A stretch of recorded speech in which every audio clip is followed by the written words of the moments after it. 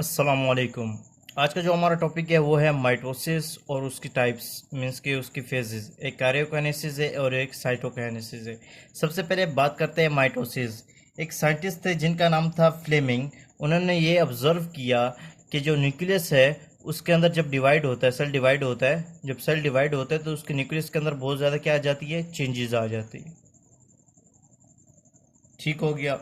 जिसको उसने क्या कर दिया, ये क्या है, हमारे पास माइटोसिस है। इस चेंजेस को हम क्या कहते हैं, माइटोसिस कहते हैं। अब माइटोसिस जो है एक टाइप ऑफ सेल डिवीजन है जिसमें जो सेल है वो डिवाइड होता है two sister two daughter sorry daughter cell में डिवाइड होता है, डाटर सेल में डिवाइड होता है। और इसके जो और वो होते हैं क्रोमोसोम होते हैं वो पेरेंट्स से क्या होते हैं, बिल्कुल सेम होते हैं। अगर पेरेंट्स के 26 हैं तो इन दो डॉटर सेल के भी 26 होंगे। ठीक हो गया, एक के 26 दूसरे के 26। अगर पेरेंट्स के 26 है इसके भी 26 होंगे। अब बात करते हैं काइरोकाइनेसिस की। काइरोकाइनेसिस हमारे पास क्या है, ये प्रोसेस है जिसमें जो है न्यूक्लियस की डिवीजन होती है। ये वो प्रोसेस है जिसमें न्यूक्लियर की डिवीजन होती है। और ये वो प्रोसेस है, साइटोकाइनेसिस वो प्रोसेस है जिसमें साइटोप्लाज्म की, इसमें न्यूक्लियस की डिवीजन होती है और इसकी क्या होती है, साइटोप्लाज्म की डिवीजन होती है।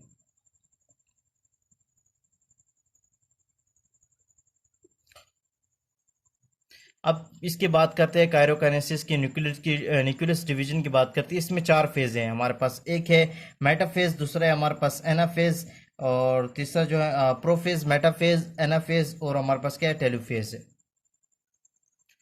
अब प्रोफेज क्या है, प्रोफेज में क्रोमेटिन होते हैं। क्रोमेटिन जो होता है वो कंडेंस होकर क्या बनाते हैं, क्रोमोसोम। क्रोमोसोम पिछले फेज में क्या हो गए थे, डुप्लीकेट हो गए थे, तो उसके क्या होते हैं, दो सिस्टर क्रोमेटिड्स बन गए थे। ठीक हो गया। अब इसके अंदर क्रोमेटिड्स जो हैं उनके अंदर क्रोमोसोम भी पाए जाते हैं। ठीक है, क्रोमोसोम होते हैं उसके अंदर के किनेटोकोर्स भी होते हैं, सेंट्रोकोर्स जो होते हैं जहाँ पे स्पेंडल फाइबर्स अटैच करती हैं। वो तो बहरहाल कोई डिटेल में चला जाएगा। अब सेंट्रियोल्स की बात करते हैं। सेंट्रियोल जैसे कि डबल हो जाते हैं कि इससे पहले जो फेज में सब कुछ डबल हो जाता है, सेंट्रियोल क्या डबल होके क्या बनाते हैं, दो हमारे पास क्या बना लेते हैं, सेंट्रियोसोम्स बना लेते हैं। ठीक हो गया। अब सेंट्रियोसोम्स क्या करेंगे, माइग्रेट करेंगे ऑपोजिट पोल, मतलब एक नॉर्थ को जाएगा एक साउथ को जाएगा। ठीक हो गया। जिसकी वजह से हमारे पास क्या बनेंगे, मैक्रोट्यूब्यूल्स बनेंगे। मैक्रोट्यूब्यूल्स हमें क्या बना के देते हैं, स्पेंडल फाइबर्स बना के देते हैं। जब सेट ऑफ स्पेंडल फाइबर्स जो बन जाते हैं, जब बहुत ज़्यादा बन जाएंगे तो उसका क्या जाएगा, बन जाएगा सेट। तो उस सेट को, स्पेंडल फाइबर्स को क्या कहते हैं, माइटोटिक स्पेंडल्स कहते हैं। इस होल प्रोसेस में न्यूक्लियस जो है वो क्या हो जाएगा, डिस्टर्ब हो जाएगा, डिस्ट्रैक्ट हो जाएगा, मतलब टूट जाएगा, खत्म हो जाएगा,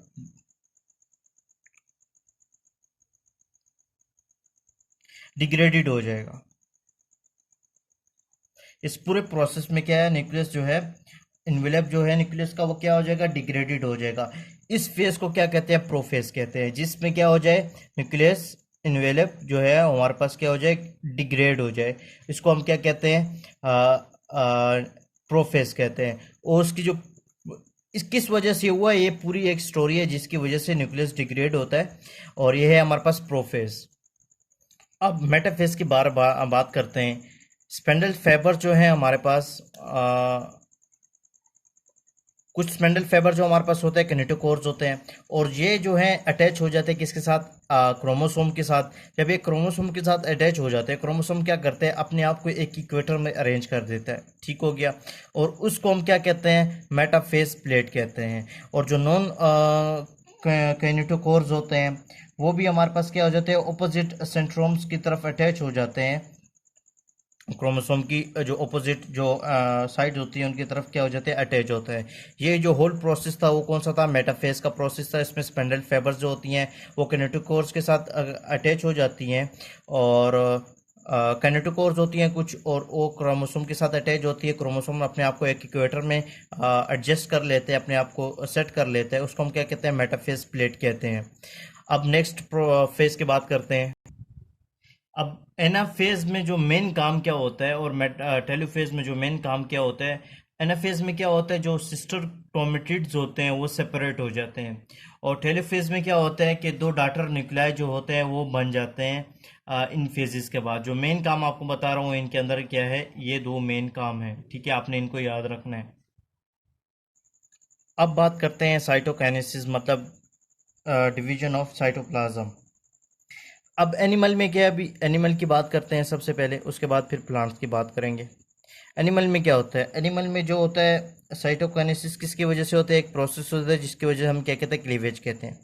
ये डेवलप करता है, फिर वो डेवलप्स करते हैं, फिर वो जब डिपेंड्स हो जाते हैं तो वो क्या करते हैं, पिंच करते हैं पेरेंट सेल को, किसमें, दो डॉटर सेल में। एनिमल सेल में क्या होता है कि एक क्लीवेज है, जिसके प्रोसेस की वजह से हमारे पास क्या होता है, दो पेरेंट सेल जो होता है पिंच हो जाता है, किसमें, दो डॉटर सेल में हो जाता है, ये इस प्रोसेस का नाम है, ठीक हो गया। अब प्लांट्स की बात करते हैं। अब प्लांट्स में जो है उसकी साइटोकाइनेसिस कैसे होती है वो मैं आपको बताता हूँ। जो वेसल्स होती हैं वो कहाँ से हमें मिलती हैं, गोल्जी अपरेटस से मिलती हैं। कहाँ से मिलती हैं, गोल्जी अपरेटस से मिलती हैं। और वो मूव करती हैं कहाँ तक, सेल तक मूव करती हैं, ठीक हो गया।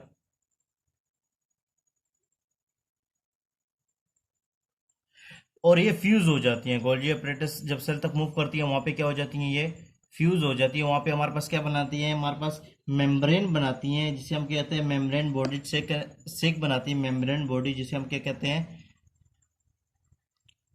फेराग्मोप्लास्ट, फ्रेगमोप्लास्ट कहते हैं, ठीक हो गया। वेसल कहाँ से आती है, हमारे पास गोल्जी अपरेटस की से आती है, वो मूव करती है सेल की तरफ, वहाँ पर डिफ्यूज हो जाती है। डिफ्यूज होने के बाद हमारे पास मेम्ब्रेन बॉन्डेड सेक बनाती है, जिसे हम क्या कहते हैं, फ्रेगमोप्लास्ट कहते हैं। क्या कहते हैं, फ्रेगमोप्लास्ट कहते हैं। और जो हमारे पास वेसल होती हैं ये आउटसाइड दिस सेल क्या करती हैं, ग्रो करती हैं। ये ग्रो करती रहती हैं और क्या करती हैं, फ्यूज होती रहती हैं, और जिसकी वजह से हमारे पास क्या बन जाता है, मेम्ब्रेन बनता है, मेम्ब्रेन बनता है। तो हमारे पास ये जब ये मेम्ब्रेन बनते रहते हैं तो उसके रिजल्ट में हमारे पास क्या आ जाते हैं, दो डॉटर सेल आ जाते हैं। क्योंकि जब मेम्ब्रेन होगा तो उसके अंदर तभी जाके उनके अंदर क्या हो जाएगा, सेल फॉर्म होगा। मेम्ब्रेन के अलावा सेल हमारे पास फॉर्म नहीं होगी, ये जाके बाहर जाके क्या करेंगे, डिफ्यूज होंगे। तो जब ये बहुत ज़्यादा डिफ्यूज होते रहेंगे, उनके साल वाल जो होती है डिस्टर्ब होती रहेंगी, और जब बनती रहेंगी तो उसके नतीजे में हमारे पास क्या निकलेगा, हमारे पास टू टाटर सेल हमारे पास निकलेंगे। ये था हमारे पास मेटाफेज, प्लांट्स का कैरियोनिक एसिड और साइटोकाइनेसिस था। आज के टॉपिक के लिए इतना ही। टिल देन अल्लाह हाफिज़। नेक्स्ट वीडियो में आपके साथ इंशाल्लाह मुलाकात होगी।